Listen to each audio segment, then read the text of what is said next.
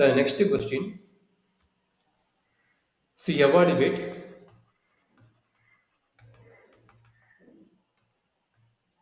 See, integral over c z into dz divided by z minus 1 into z minus 1 the whole square into dz. இங்கே சிங்கிறது ரொம்ப important. சிங்கிறது என்ன definition கொடுத்துக்கிறான்னா modulus of z minus two equal to 1/2 equal to 1/2. So அதே same process இப்போ இங்கே என்ன நடக்குது அப்படின்னா ஃபஸ்ட்டு இதனோட பாயிண்ட்ஸ் தெரியுது. சரி, இங்கே வந்து z minus 1 into z minus 2 இது இஜெட் மைனஸ் 2. அப்போ இதனோட பாயிண்ட்ஸ் தெரிஞ்சிருச்சு. Z equal to 1, z equal to 2ன்னு தெரிஞ்சிருச்சு. அப்போ இந்த 1 2 இந்த சர்க்கிளுக்குள்ள இருக்குதா இல்லையான்னு செக் பண்ணிட்டு நம்ம அப்ளை பண்ணா போதும். சரி, இப்போ சர்க்கிளோட ஈக்குவேஷன் எழுதுவோம். ரியல் பார்ட் மட்டும் இருக்குது. அப்போ X minus 2 whole square plus Y square equal to square போகிறனால இது வந்து 1/2 ஹோல் ஸ்கொயர் வரும். 1/2 ஏன்னா ஸ்கொயர் ரூட்டில் வரும். ஸ்கொயர் எடுக்கும்போது 1/2 ஹோல் ஸ்கொயர். அப்போ இதுலேருந்து நம்மளுக்கு தெரிஞ்சிருச்சு ரேடியஸ் என்ன அண்ட் சென்டர் பாயிண்ட் என்னன்னு. 2,0 சென்டர் பாயிண்ட் அண்ட் ரேடியஸ் வந்து 1/2. அப்போ இதை பேஸ் பண்ணி தான் இதுக்கு சர்க்கிள் ட்ரா பண்ண போகிறோம். அப்போ சர்க்கிள் ட்ரா பண்ணிட்டா என்ன நடக்கும்? சர்க்கிள் ட்ரா பண்ணுறேன். ரேடியஸ் என்ன 2,0 சரி, சென்டர் பாயிண்ட் 2,0 அண்ட் ரேடியஸ் 1/2. அப்போ 2,0ன்னு இங்கே இருக்குதுன்னு வச்சுக்கோங்களேன்.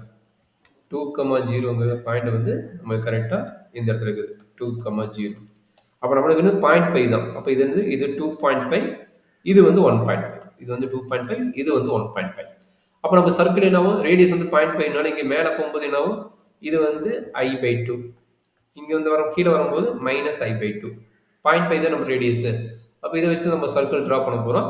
என்ன பண்ணணும், இந்த 4 பாயிண்ட் டச் ஆகிற மாதிரி சர்க்கிள் ட்ரா பண்ண போகுது. 4 பாயிண்ட் டச் ஆகிற மாதிரி சர்க்கிள் ட்ரா பண்ணுவோம். 4 பாயிண்ட் டச் ஆகும்.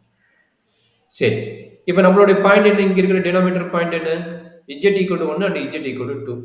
அப்போ இஜெட் ஈக்குவல் டு 2ங்கிற பாயிண்ட் எங்கே இருக்குது? இதை இஜெட் ஈக்குவல் டு 2ங்கிற பாயிண்ட், இதை 2ங்கிற பாயிண்ட். அப்போ இஜெட் ஈக்குவல் டு 1ங்கிற பாயிண்ட் இருக்குது. இங்கே பாருங்க, இது 1.5. அப்போ 1ங்கிறது கண்டிப்பாக வெளியே தான் இருக்கும். 1ங்கிறது கண்டிப்பாக வெளியே தான் இருக்கும். அப்போ என்னாச்சு, இதுக்கு நீங்கள் பார்ஷியல் ஃப்ராக்ஷன் மெத்தட் அப்ளை பண்ணணுமா? ஏன்னா ஒரு ஃபங்க்ஷன் பார்த்தா இன்சைட் சர்க்கிள், இன்னொரு ஃபங்க்ஷன் பார்த்தா அவுட் சைட் ஃபங்க்ஷன். அப்போ நீங்கள் just F of Z define பண்ண போதும். இதுதான் எஃப் ஆஃப் இஜெட். அப்போ மீதி இருக்கிற ஃபங்க்ஷனை வந்து நம்ம வந்து டைரெக்டாக கிளாசிஸ் இன்டெக்ரல் ஃபார்முலா வச்சு அப்ளை பண்ண போதும். அப்போ அந்த இன்டெக்ரல் நம்ம எப்படி எழுதலாம்? அது மட்டும் கொஞ்சம் ப்ராக்டிஸ் பண்ணிட்டு இருந்தீங்கன்னா வந்துடும். அப்போ integral over C z divided by z minus 1 into z minus 2 whole square into d z equal to. சரி, இது எப்படி எழுதலாம்னா இன்டெக்ரல் ஓவர், அதாவது இதுதான் இன்சைட் சர்க்கிள். அப்போ இதை டினாமினேட்டர் வச்சுக்கணும். அவுட் சைட் சர்க்கிளை வந்து நியூமரேட்டர் கொண்டு போயிடும். அப்போ என்னாச்சு, z divided by z minus 1 divided by z minus 2 the whole square into d z. இதுதான் சி. சரிங்களா? சரி, இப்போ வந்து பார்த்தீங்கன்னா இதனோட பவர் லீனியரா இல்லை ஹையர் ஆர்டரா பார்க்குறீங்க. இது ஹையர் ஆர்டர், பவர் 2ன்னு இருக்குது. அப்போ பவர் 2ன்னு இருந்தால் நம்மளுக்கு என்னது, காசிஸ் இன்டெக்ரல் ஃபார்முலாவோட nth order formula. nth order formula என்ன சொல்றாங்க? Integral over C F of z divided by z minus A whole power n plus 1 into dz அப்படின்னு வந்ததுன்னா இது எப்படி எழுதலாம்? 2πi divided by n factorial into F dash of ஏன்னு எழுதலாம். இதுதான் நம்மளுடைய nth ஆர்டரோட ஃபார்முலா. சரி, இங்கே 2னா என்ன மீனிங்? இங்கே பாருங்க, n plus 1ன்னு வருது. அப்போ 2னா என்ன மீனிங்?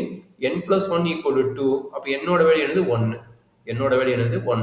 அப்போ 1 ஃபேக்டரியல் என்ன கிடைக்கும்? 1 தான் கிடைக்கும். அதனால் நம்ம 1 வச்சுக்கலாம். அப்போ என்ன வேணும்? 2πi. ஏவோட வேல்யூ என்ன?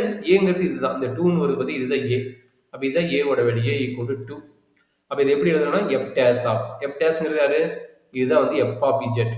இதுதான் நம்மளுடைய given the f of z value.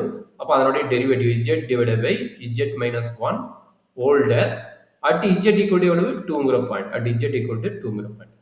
சரி, இப்போ தான் வந்து இதுக்கு தான் நம்ம டெரிவேட்டிவ் கண்டுபிடிச்சு அந்த z வந்து 2ன்னு நம்ம ரீப்ளேஸ் பண்ணணும். அப்போ என்ன நடக்குது? that is equal to 2πi இன்ட்டு இது என்ன மெத்தட்னா டெரிவேட்டிவ் கண்டுபிடிக்கும் போது u by v method. u by v மெத்தடோட ஃபார்முலா தெரியும்.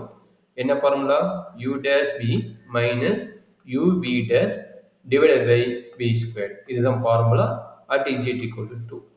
அப்போ என்னது? that is equal to 2πi u dash. u dashனு z ஓட derivative 1. 1 into z minus 1 minus u z into z minus 1 ஓட டெரிவேட்டிவ் again 1 தான் divided by z minus 1 the whole square divided by v square z minus 1 the whole square at z equal to 2 at z equal to 2 இங்க என்ன நடக்குது that is equal to 2 pi I இப்போ என்னாச்சு z minus 1 minus z divided by z minus 1 the whole square z equal to 2 இப்போ எல்லாத்தையும் apply பண்ண முடியுது இப்போ என்னது z கட் ஆயிரும் மைனஸ் 1 z பதிலாக என்ன பண்ண போறீங்க 2 அப்ளை பண்ண போறீங்க 2 மைனஸ் 1 வந்து 1 1 ஸ்கொயர் வந்து 1 மேலே வந்து மைனஸ் 1 இருக்குது அப்போ என்னாச்சு 2 by I into minus 1 divided by 1 square வந்து 1 தான் அப்போ நம்மளுக்கு எண்ட் ஆஃப் ரிசல்ட் என்ன கிடைக்குது that is equal to minus 2 by ஐநூறு மைனஸ் 2 பை ஐநூறு இதுதான் நம்மளுடைய மெயின் கான்செப்ட் சார் நம்மளுக்கு பார்ஷியல் ஃப்ராக்ஷன்